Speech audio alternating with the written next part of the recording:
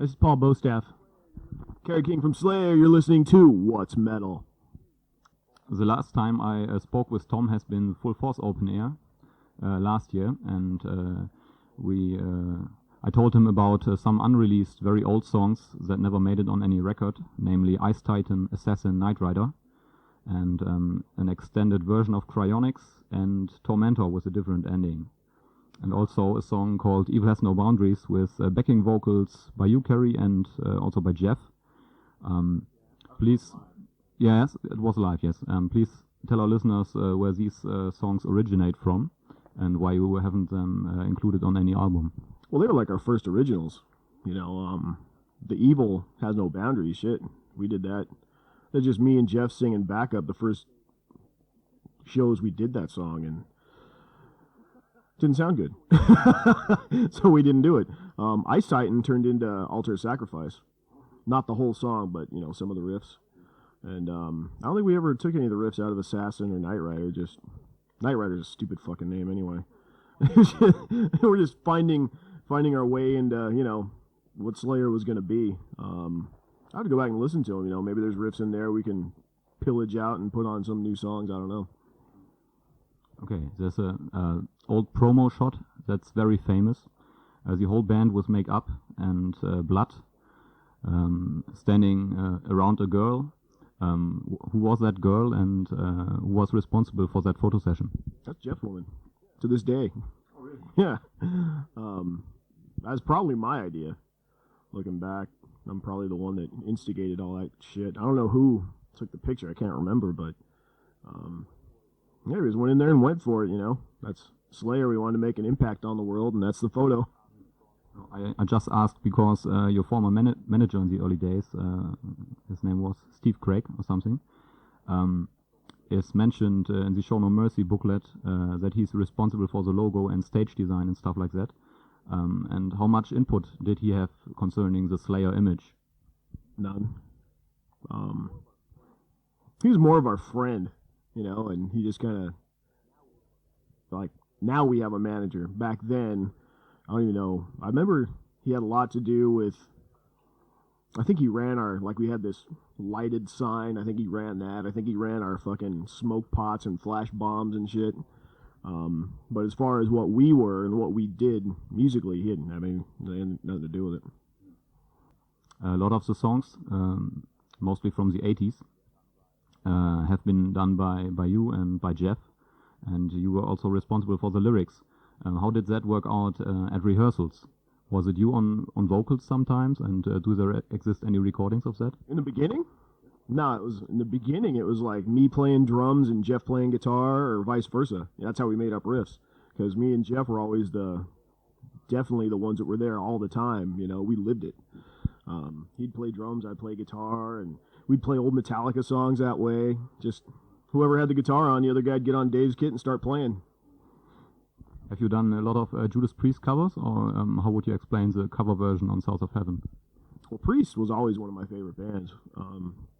I think Tipton's probably the most underrated guitar player on the planet.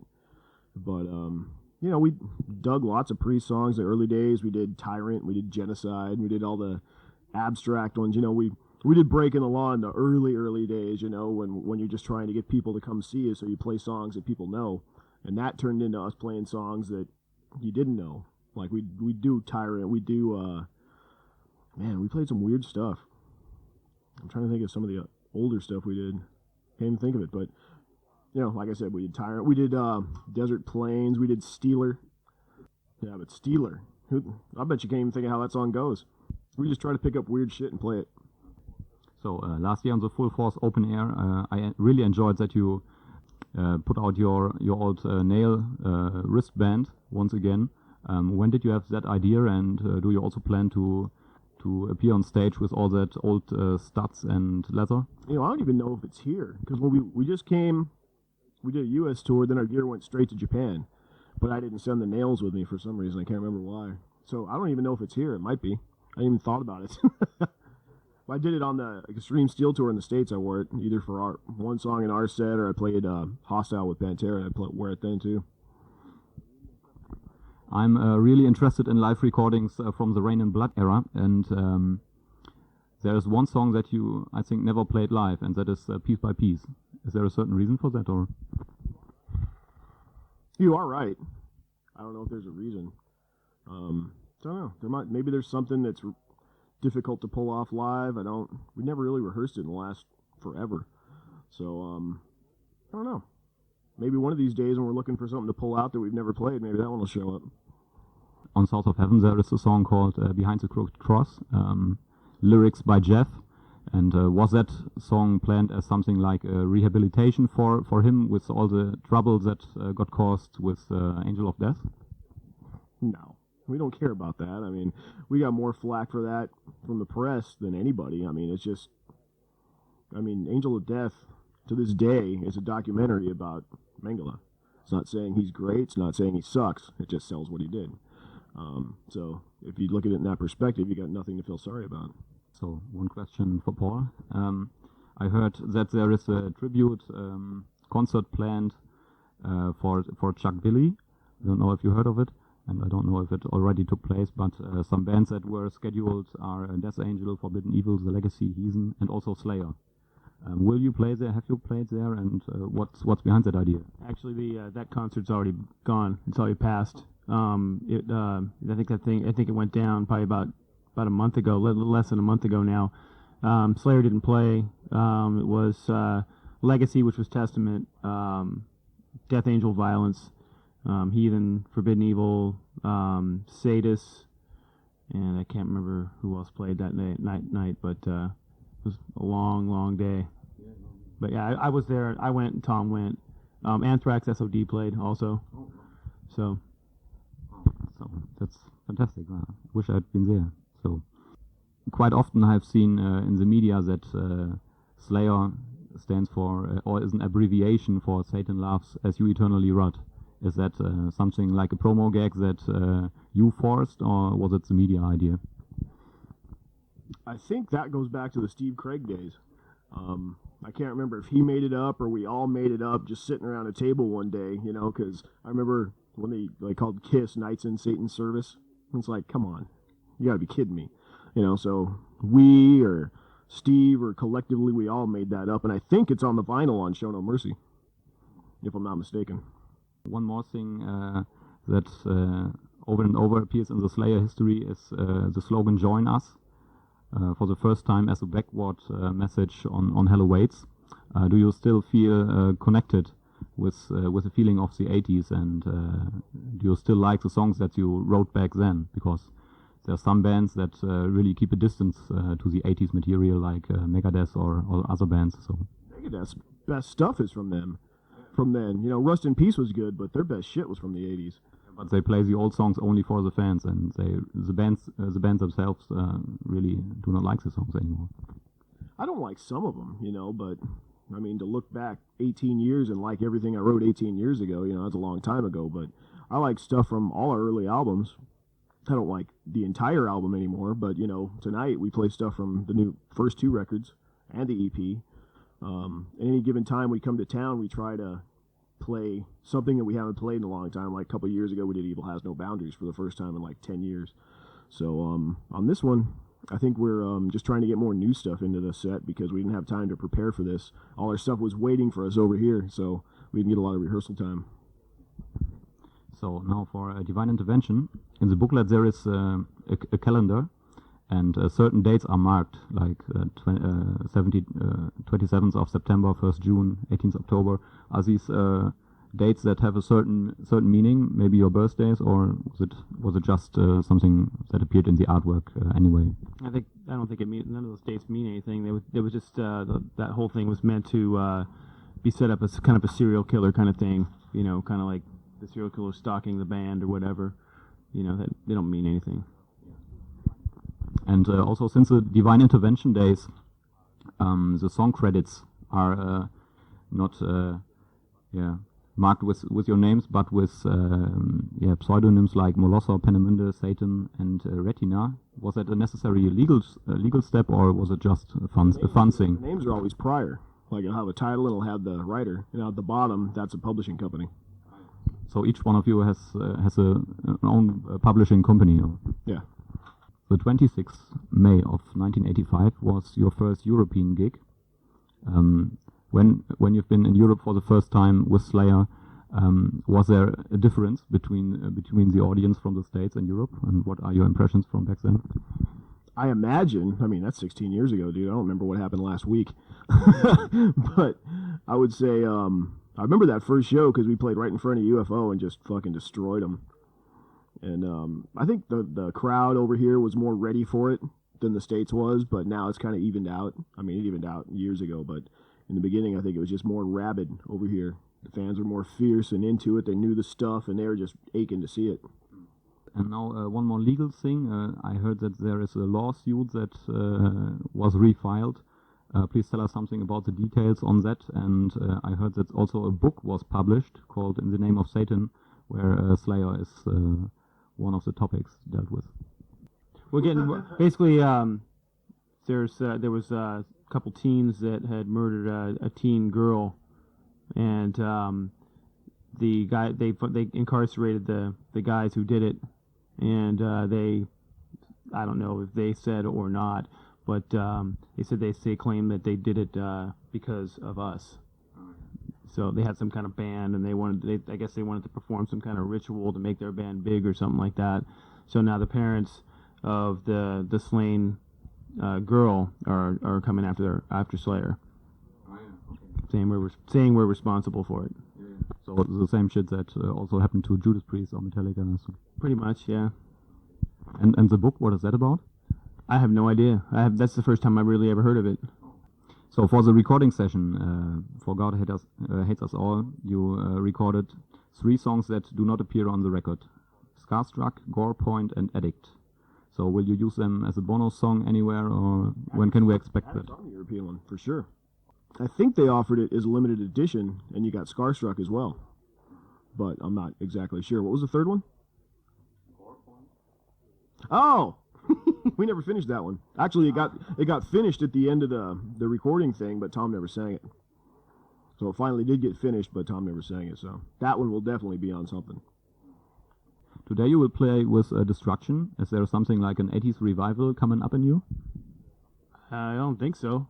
We're just doing what we're doing, and the Destruction's on the bill. That doesn't mean there's any kind of 80s revival going on. The 80s are gone. That was 20 years ago. So, this is 2001. But I think you already played with Destruction. Is that true? Yeah, we did a tour with them. I didn't even know they were playing until yesterday, but when bands pulled out of the tour, I think the promoters went scrambling, and this is the best thing they could put together. I would much rather have Static X and Pantera here than have this bill.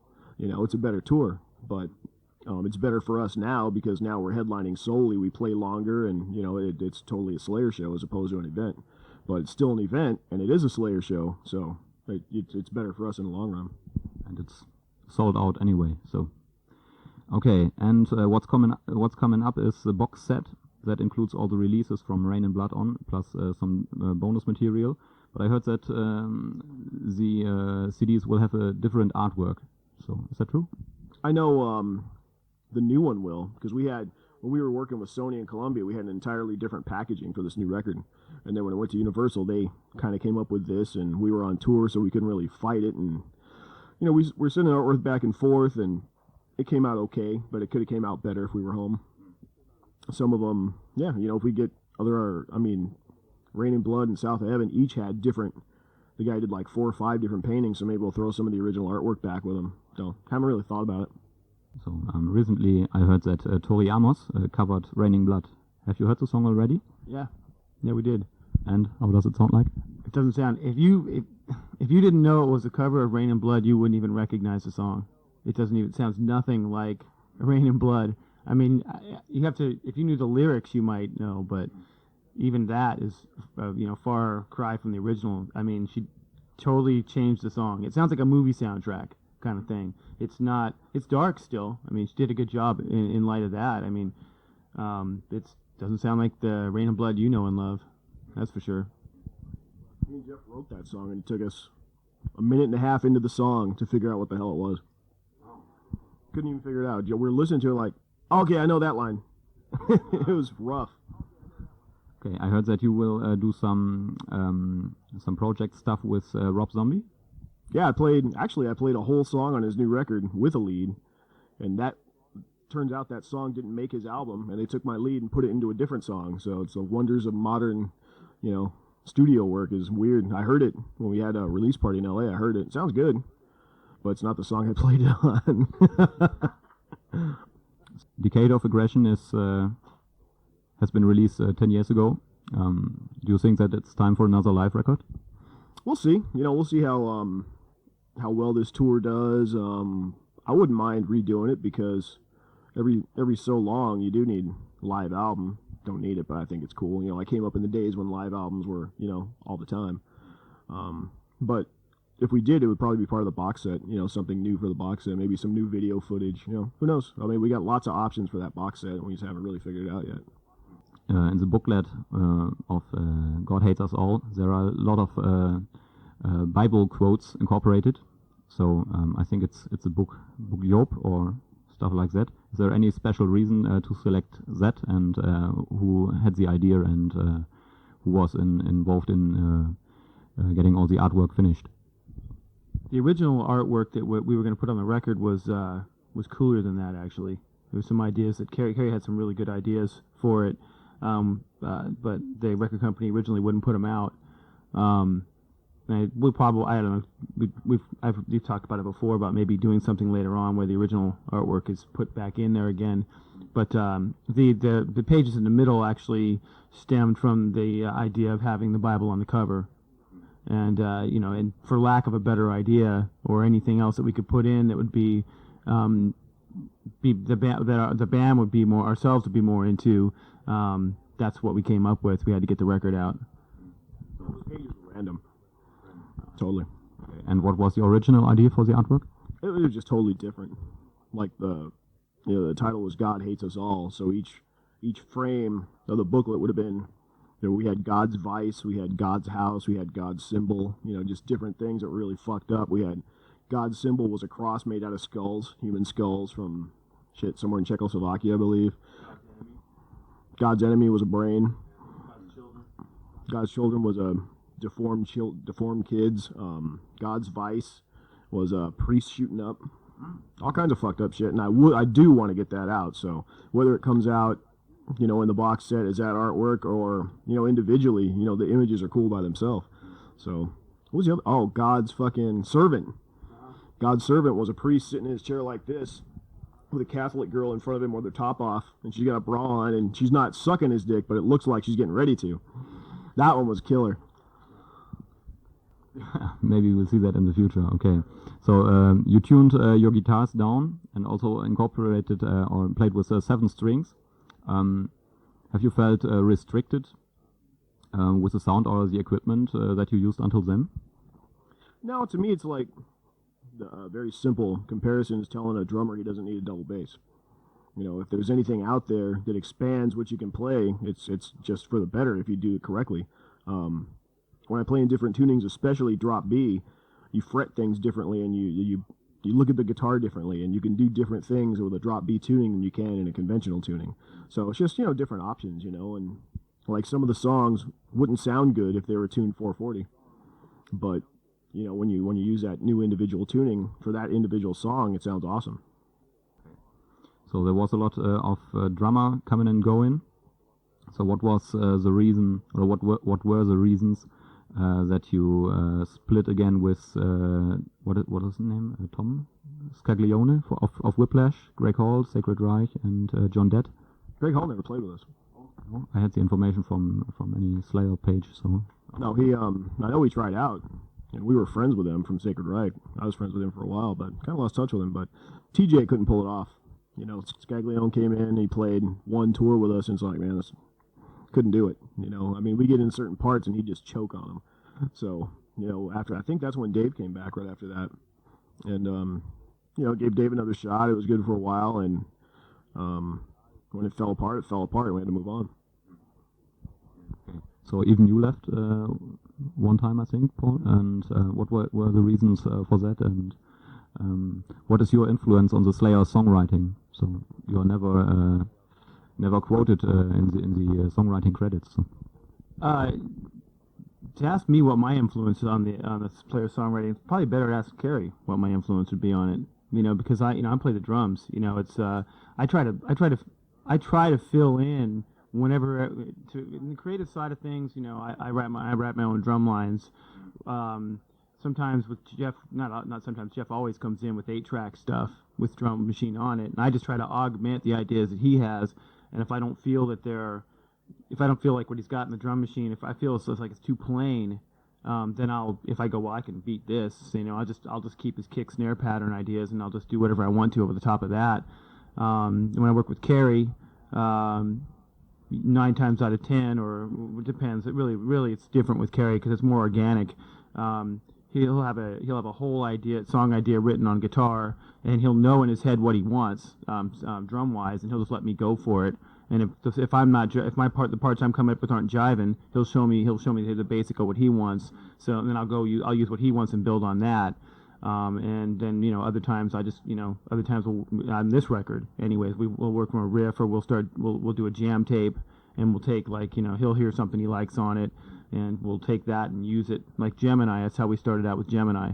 That was the drum beat for that was a derivative came from a jam tape we did one day, and he liked the idea, he liked the drum beat, and so we started working from that, and that's how Gemini came up. But in terms of putting a song in a certain direction, Jeff and Kerry know what they want. If I see that both these guys don't know what they want to do in a certain moment, while we're rehearsing, and I know I have an idea, then I'll offer up my opinion. But I don't throw my opinion into the mix. I just kind of wait and see what these guys do. So I just play the drums. Let's talk a bit about the Tattoo the Planet tour. How did the Tattoo the Planet tour start? Are you satisfied with your first gigs here in Europe? Yesterday was the first gig. We were supposed to be here. We were supposed to fly over the day of the attacks in America, so we couldn't come. And then it took us this long to get the flights squared away, and it's just a different reality these days. What the Tattoo the Planet tour was going to be before today was better. Pantera, SLAYER, Static X, Cradle of Filth, that's a lot stronger than what they got, going on now. It's kind of disappointing because I like all those bands that were on it. Pantera's my best friends, and I wish they were here. But in the long run, it's better for us because we're headliners. We get to play a longer set, and people aren't asking for their money back. So, they want to see us, and that's cool. What do you think of Pantera's and other bands' decision to cancel the tour after the terror act in the United States?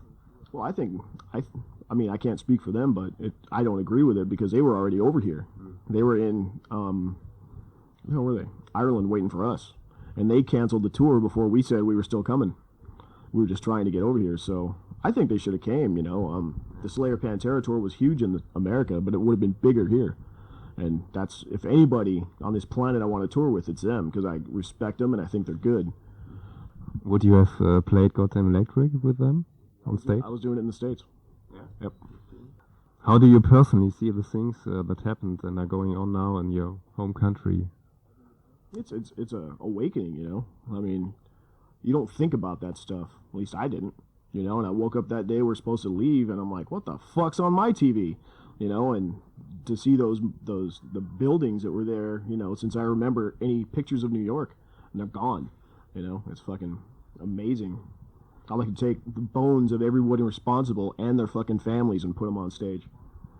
And let's talk about a little bit of your gig tonight. What does it mean to you after nearly 20 years of playing in bands and touring, to go on stage today? What kinds of feeling do you have, or what does it mean to you? Wow. Going on stage to me today, as it did last night, means it just means carrying on at this moment, and that's going back to that. That would be if you take that actually is directed at what had happened in the U.S. Right now, it's a matter of carrying on, and I'm just that's not like I wanted to give up yesterday kind of thing. It's just now I have a new reason. Every day I go up on stage, I look for a reason to go on stage. And I always have a reason every day, now I got a new reason, but you know, after playing, I haven't been in Slayer for 20 years, but, you know, I mean, every time I go on stage, the reason always there's no new reason. It's always been because that's where I want to be. I love being on stage. I mean, I get to take out all my aggressions up there. You know, it keeps me a mellow person. You know, I get to beat the shit out of my drum set for 90 minutes or however long we play, and you know, get to drink some beers. You know, that doesn't suck. So that's my reason. Do you enjoy the German shows? Is there a certain kind of atmosphere in Germany? What do you think of the German shows? The only thing about the German shows that are a trip is I love playing in Germany. It's just that I notice a lot of people smoke cigarettes when we're playing. So it's like I usually like, it's like I probably smoke a pack a night, you know, up on stage. I don't smoke cigarettes at all, so it's like it's just in the air. That's the one thing I always notice. It's like last night before we played, you know, I remember going on the side of the stage just smelling cigarette smoke, and I went, oh, we're in Germany, you know. But I mean, you know. Do you remember, Kerry, something like a best gig you've ever played? I don't know if it was a best gig, but a big high point gig was the first time we did Donington. It was just good. We went up and everything was really good. It was one of his first shows, and you know, it just came around. It was good. You know, all the music was great. You know, we performed great. But there's been shows that are just fucking phenomenal. Like this Extreme Steel tour we played Long Beach was pretty good. I think that was the best show on the whole tour. And the worst gig, any breakdowns? We've had some harsh gigs in South America, just because for some reason or other our equipment don't get there, and if we don't have our equipment, we don't sound like Slayer. You know, I'm only as good as the shit behind me. You know what I mean? So I remember one time, the last time we did South America, I believe, my guitars weren't there. And I had to play, I played BC Riches because Anthrax was there and Paul Crook plays BC Riches, but I plant my guitar on my leg and it don't move. And he had one of those rounded bottom ones, so I was fucking chasing that guitar everywhere. But, you know, it sucks because Tom's from South America and I hate going there and performing badly, and it seems like it's always down there. Do you have a wish or a dream that still didn't come true, or play with a certain band or in a certain place, or? For me, now that we've done the Pantera tour, and we did Slipknot the year before that, and Zombie the year before that, and Black Sabbath, for God's sakes, fuck, and there ain't nobody else I want to play with. I've done them all. You know what I think would be cool? Somebody once asked me what the ultimate bill would be. I think the ultimate bill, now in hindsight, would be us, Pantera, Slipknot, and I don't know. Can you anybody else do that? Sabbath. Yeah, just because that'd be like the Armageddon gig, you know. Maiden from the Killer's tour. Yeah, totally.